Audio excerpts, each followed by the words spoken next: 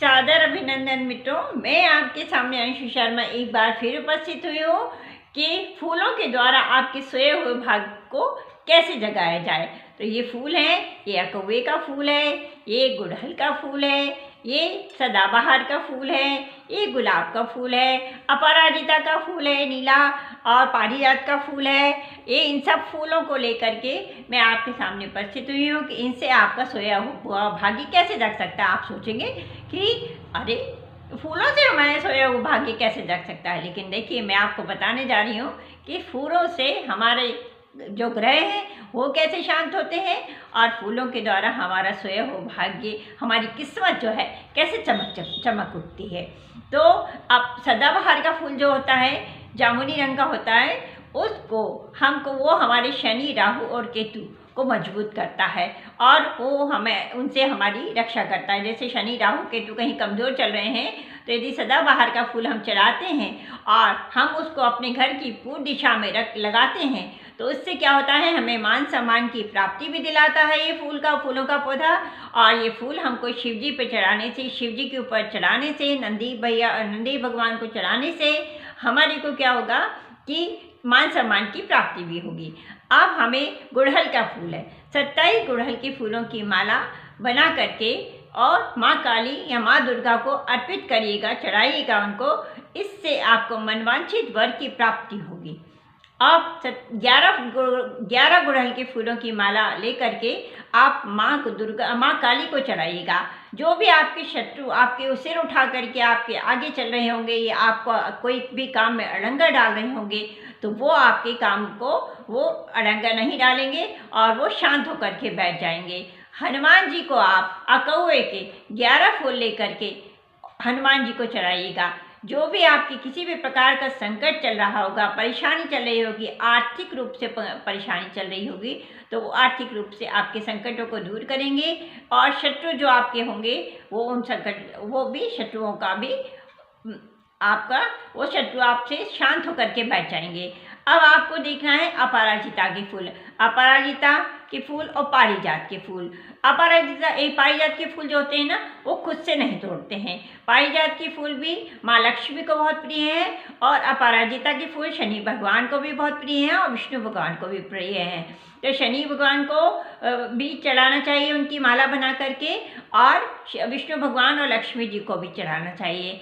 इससे क्या होगा, आपकी आर्थिक स्थिति बहुत मजबूत हो जाएगी और आपकी क्या बोलते कि जो शनि भगवान को आप चढ़ाएंगे तो शनि की कोई भी आपके ऊपर दृष्टि चल रही होगी या कोई संकट चल रहा होगा, ढैया चल रही होगी, कुछ चल रहा होगा, तो वो शांत रहेंगे, वो आपसे प्रसन्न रहेंगे और आपके ऊपर कोई परेशानी नहीं आएगी। इस तरीके से और सूर्य भगवान को चढ़ाने और ये लाल गुलाब के फूलों की माला और लाल गुलाब जो है वो भगवान को माता को अर्पित करने से क्या होगा, आपका सूर्य और मंगल मजबूत होगा। तो आप लाल गुलाब की माला चढ़ा सकते हैं या लाल गुलाब के फूल चढ़ा सकते हैं, जो भी मिल जाए आपको। जहाँ तक है माला ही आप चढ़ाएंगे तो क्या बोलते कि आपका सूर्य और मंगल मजबूत होगा। जब सूर्य और मंगल मजबूत होगा और शनि भी आपसे प्रसन्न रहेंगे और राहु केतु भी चुप रहेंगे तो आपके घर में किसी भी प्रकार की कोई परेशानी नहीं रहेगी और हर प्रकार से आपकी सुख समृद्धि और घर में बरकत ही बरकत रहेगी।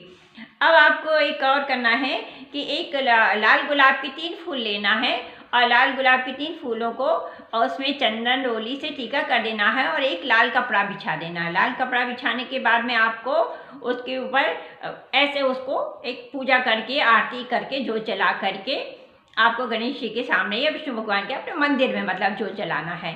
इसके बाद में आपको 1 हफ्ते तक उसको वैसे ही रखे रहने देना है या एक हफ्ते तक रखे रहने देना। इसके बाद उसको आप जहाँ आपका कैश बॉक्स है, जहाँ आप धन रखते हैं वहाँ आप रख दीजिएगा। निश्चित रूप से आपके व्यापार में, नौकरी में, हर चीज़ में बरकत ही बरकत होगी। ये आप फूलों का आप देखेंगे तो ये फूल जो हैं, आप गुलाब के फूलों की माला लीजिएगा। आप गुलाब के फूलों की माला आप गणेश जी को चढ़ाइएगा। गणेश जी को इस तरीके से चढ़ाना है आपको कि जिस तरीके से हम गणेश जी को पूरी पूजा करते हैं तो उसमें जनेऊ है वगैरह सारी पूजा करने के बाद में उसके गले गुलाब के फूलों की माला बना करके उनको चढ़ा दीजिएगा, अर्पित कर दीजिएगा। तो इससे आपके गणपति जी जो भी आपके विघ्न बाधा आ रही होंगी, हर किसी काम में अड़ंगे आ रहे होंगे, वो सारी आपकी परेशानियों को दूर करेंगे।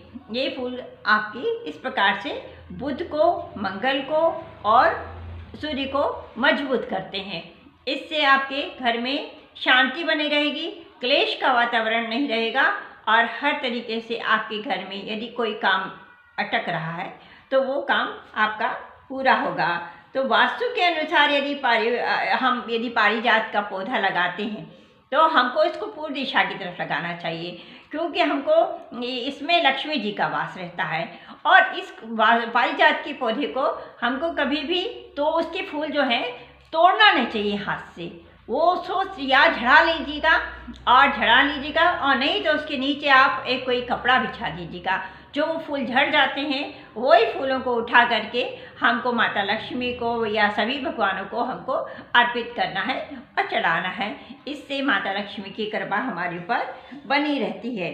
तो यदि फूलों को इस प्रकार से चढ़ाया जाए तो 15 से 20 फूलों का सेवन करने से तो क्या होता है कि जब हम इन फूलों को पारिजात के फूल के जो है काढ़ा बना करके पीते हैं तो जो गठिया का रोग होता है किसी को, या गठिया है, साइटिका का रोग है, तो इसका काढ़ा बना करके पीने से हमको इसमें आराम मिलता है। लेकिन ये काम करने से पहले आप डॉक्टर की सलाह लीजिएगा और वैद्य की सलाह लीजिएगा। ये तो मैं आपको बता रही हूँ कि इससे बहुत लाभ मिलता है इस प्रकार से।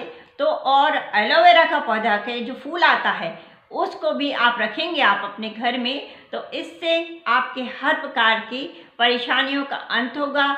जो भी परेशानियाँ आ रही होंगी वो हर प्रकार की परेशानियाँ दूर होंगी। अब नीले पारिजात का फूल हो गया, अपराजिता का फूल हो गया, गुलाब के फूलों की माला होगी और आपकी सदाबहार के फूलों की माला, सदाबहार के फूलों की माला हो गई। तो 11 गुड़हल के फूल लीजिएगा और हनुमान जी को चढ़ाइएगा। तो उनकी कृपा से जो होते हैं आपके जो होते हैं सारे मांगलिक दोष खत्म हो जाते हैं। और पीले कनेर के फूल जो है चंद्रमा और बुध को मजबूत करते हैं। और लाल कनेर के फूल की 27 लाल कनेर के फूल की माला शुक्ल पक्ष की अष्टमी को आप माँ दुर्गा को या माँ काली को चढ़ाते हैं तो आपकी जितनी भी परेशानियां होंगी वो सारी दूर होंगी। तो इस प्रकार से आप देखेंगे कि आपकी सारी परेशानियां, दरिद्रता, सुख जो है वो दूर होते नजर आएंगे आपको। और यदि किसी के विवाह में परेशानी हो रही होगी तो वो विवाह से परेशानी दूर होगी। और आपके बच्चों की यदि कहीं नौकरी नहीं लग रही होगी, बच्चों का पढ़ाई में मन नहीं लगता होगा, तो ये बच्चों के हाथ से छुला करके और आप खुद उनको चढ़ा दीजिएगा।